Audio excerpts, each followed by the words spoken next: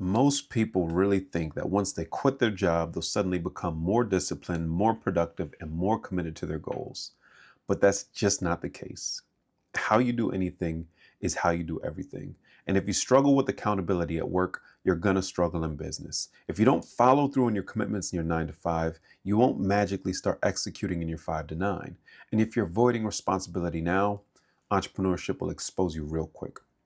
And I'm not going to let that happen to you. Today, we're talking about practicing ownership and taking accountability now. Welcome to Everything Entrepreneurship, the podcast with Kyle Jerome Carter. I'm Kyle Jerome Carter. Full name, initials, doesn't matter, as long as you use one of the two. And today, I'm taking this to the next level. I've gotten so much support, so much great feedback. People that I know, people that I don't know. And it truly, I really appreciate it because I am trying to take this thing to the top. Really building a community of entrepreneurs that are learning everything the hard way so that you don't have to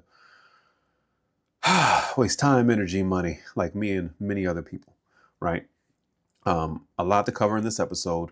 Great practical value. I'm going real deep today. I'm sorry. We're going deep, right? Later in the episode, I'll let you know, I've had a lot of people reach out as well. Hey, how can I get in contact with you, work with you, get a consultation? I'll get into that stuff later, but right now I really want to get into the meat and potatoes and exactly like what I mean when I say practice ownership and accountability now, right?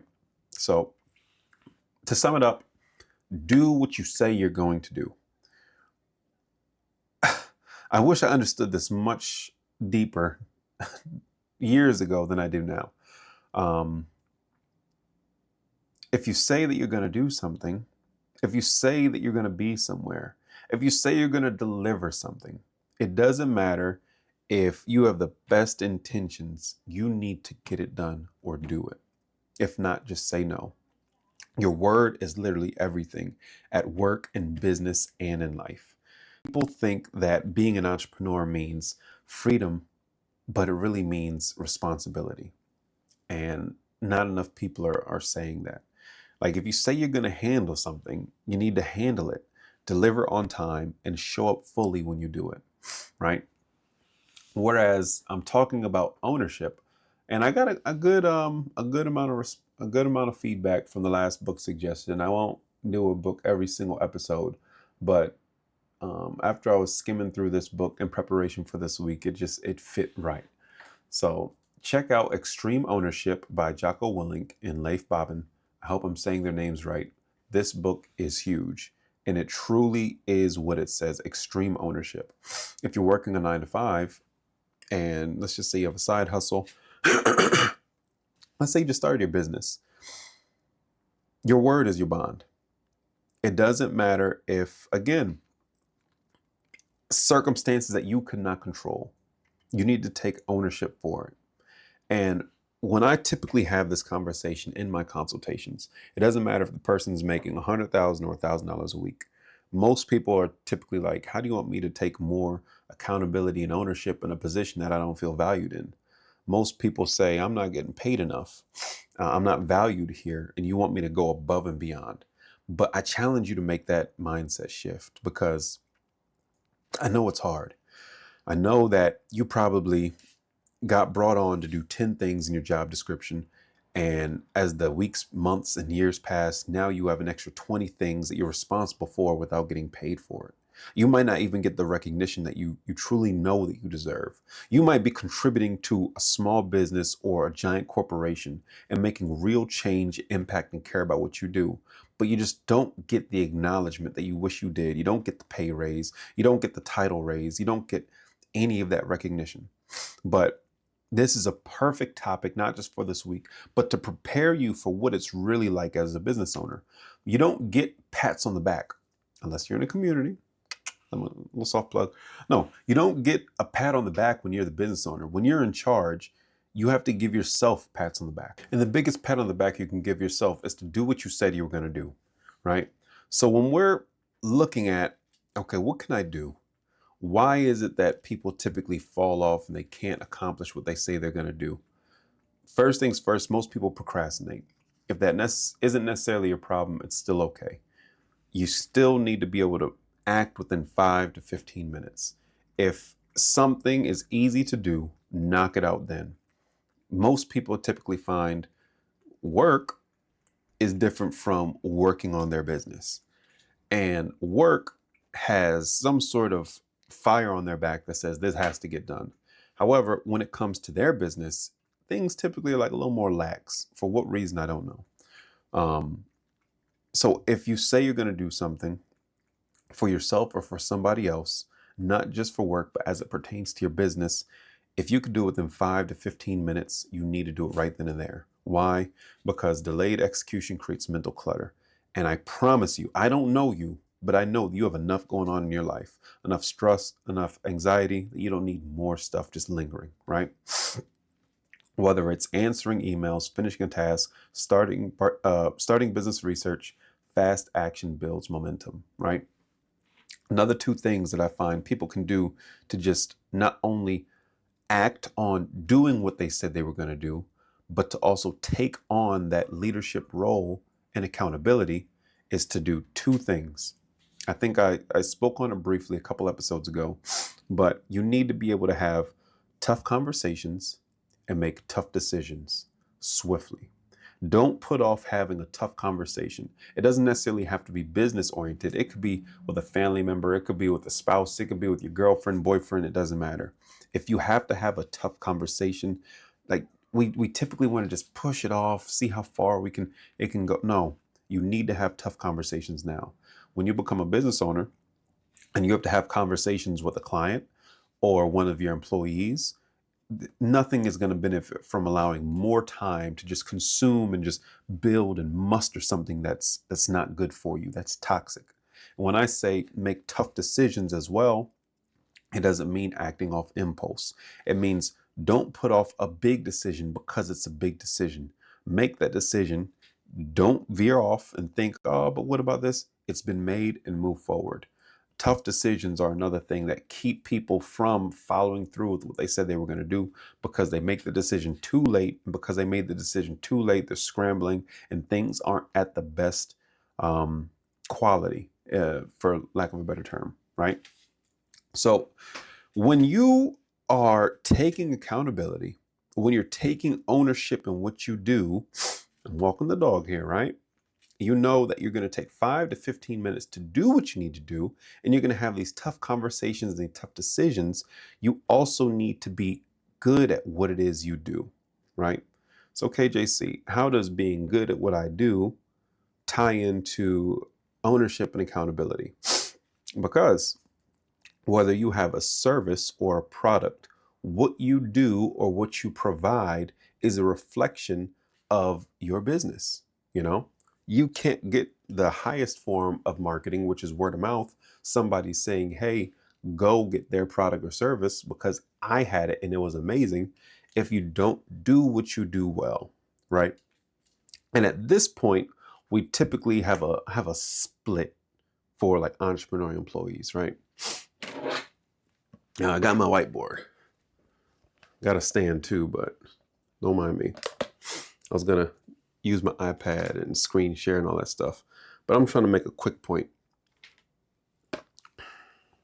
My handwriting is horrible, so don't mind me.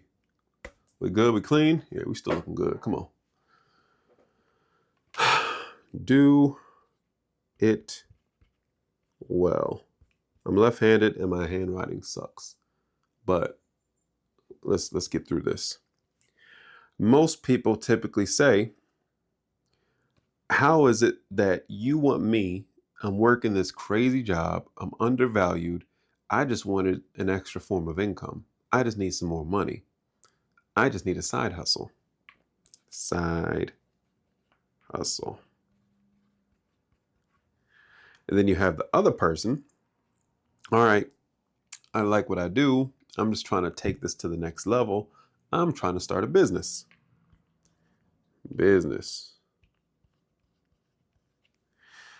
How they both perceive doing it well will fascinate you. The person that just wanted a side hustle is typically like, I just want something small. I want to just set something up, make some passive income. It doesn't matter if I care about doing the best job or not. I just want to be able to deliver a product or deliver a service without too much complication, which is fine, right? The other person that wants to start a business, if you're listening to this on Spotify or Apple Music, check out the YouTube because I got a visual right now. I got my whiteboard. The person that wants to start a business typically has a little bit more passion, a little more energy, right? And they feel more inclined to do something well because they know that how they do what they do well will dictate the amount of business or leads or the quality of the people that want to work with them, right? And oh shoot, this cheap thing. Racer came out. What you're gonna find is this. The person that wants to just get by, make some quick money, and there's nothing wrong with that. The person that wants to get by and make some quick money isn't gonna be concerned about being the best at what they do. The person that wants to start a business will typically want to exceed expectations and go above and beyond, right? But regardless, you need to be good at what you do. Far too often, people are sold online, get into this business model, get into that business model, without any consideration that you have to be good at something. This is what they call the microwave era. You can make $1 million, $100,000. All you got to do is download this and just do it. It's done for you, right? And too many people get caught in that, you know? Just because times are hard and just because a couple people have a framework that has worked for them or is contingent on convincing people that it could work for them themselves, people get into and they get burned by these business decisions. I'm going to start this side hustle. I'm going to invest a couple $1,000s and now it's gone. Or you know what? This person said this is a copy and paste. I can use their business method or their framework and it'll work for me. And next thing you know, they're right back where they started. Too often we find this, not just me, but just across the board, right? Too often we find this, that people are given the wrong expectations going in. And I'm never going to be the person that says, just because I started a marketing agency, you need to start a marketing agency. That's a common thing you're going to hear me say. Each person is different and each person is going to benefit. Some people are more side hustle focused and some people are more full-blown business focused. And it should be treated as such. If you don't have if it's not in you to be the absolute best at something, then there's no reason why you should follow this one, not mine, but in this example, this one train of thought, because you truly just want something passive, right? And if you want something passive, there's a couple ways you can go about doing that and still be an entrepreneur. But you have to know that that's the route you're going and get help from a person that does that, vice versa. The person that's working a job and wants to start a full-fledged business needs to go to somebody that has a successful full-fledged business and is operating at a very high capacity, that loves what they do, maybe not even loves what they do, but they care about the results that their clients and customers get. By choosing that, you'll find that less people fall off, less people fail when they go in the direction that is more in line with what they're going after, right? The person that's already working 2 jobs and just wants some extra income might get a couple $1,000s, put up a vending machine and check on it after they go to Costco and fill it up or pay somebody. However, the person that wants to start printing products and selling them at all their different grocery stores and stuff like that, it might take a little bit more in them, right? The difference between a side hustle and a business. A side hustle can be low skill, quick cash plays, for example, flipping, reselling, surveys, rideshare. A business takes time, skills, repetition. Many people quit too soon because they don't give themselves enough time to get good. And that's where we make our transition from the 9 to 5 to the 5 to 9. Whereas I started this out with accountability and ownership. It takes a person that cares about what they're doing to build when they don't necessarily want to build. Whenever I talk and whenever I help people, I'm a big fan of momentum. And I know that once I help you build momentum, it's going to be much easier for you to continue on the days where you don't want to. Because there's days when none of us want to do this. But at the same time, if you're only going off of motivation, I felt a fire inside of me and I'm excited to do it, that will fail. That will just fall flat on your face. And I don't want that for you. So if we know that it's in us to do a good job, we have to figure out if it's in us to do the best job possible. I remember one of my first consultations I paid for, $1,100 for 2 hours. Golly. And I was asking questions. I was like, okay, so I want to be good at this thing enough to make some money. That's my goal. I want to make this money. And the guy was like, but don't you want to be the best? I'm like, the best? What do you mean the best? Like, I'm just one guy. I don't want to be the best in the whole world. You know what that's like? There's so many people doing this thing. I just want to make some money. You know, I'm good and I want to show that I'm good so that I can make some money. And it took me a moment to get it without him having to say it. I'm like, oh, anything worth doing, you might as well go all in, right? I don't know about you, but I'm a huge anime fan. And character Oikawa Toru said, if you're gonna hit it until it breaks. And what does that mean in this situation? If you're gonna do something, do it to the best of your ability. Now, granted, though we're having a conversation about entrepreneurship, I guess I'm letting a little bit of business come out. This podcast, for example, am I perfect? No. Am I improving? Yes. What's my goal? My goal is to be at the top. To be second place, third place? No. This will be the #1 podcast for entrepreneurship. No more, no less. That's the goal. And in order for me to achieve that goal, I need to be continuously upping the ante, upping the value that I give, and making sure that each person that listens to this comes out with a lot of value. It's going to take much more than that. And you should have saw my whole marketing plan. It was 60 pages and stuff like that. But don't mind me. Back to this. If you're the person that just wants your side hustle to make some money, there's nothing wrong with that. You still should have some skin in the game when it comes to wanting to be really good at what you do, right? If you're a person that wants a full-fledged business, do you have to necessarily try and be the best in the world for that business? No, but it helps when you truly do care about the thing, right? So in your 5 to 9 after your 9 to 5, if we know during your 9 to 5, you're going to take the accountability and the ownership, how do we bridge that over to the 5 to 9? It's easy to bridge it over. It's easy to get that momentum if you know, though you're underpaid, though you're undervalued at work, even if you are making the exact amount of money that you want, you just want another form of revenue. It's going to take the work outside of your job in that 5 to 9 to push past the life and the anxiety and the stress that you have to get good at doing something. And the best way to get good at doing something is putting in the time. Far too often, I find people, because this microwave era that we're in, think that I can get good overnight. You might not necessarily need 10,000 hours, but you definitely need a few thousand hours worth of something.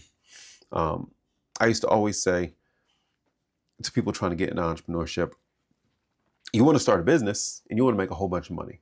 That's cool. But you want to do that overnight. And that can happen, but that's not always the case. That's not realistic. When you take 100 people, how many people did it happen overnight? A very small percentage. Most overnight successes took a lot of years before that overnight happened.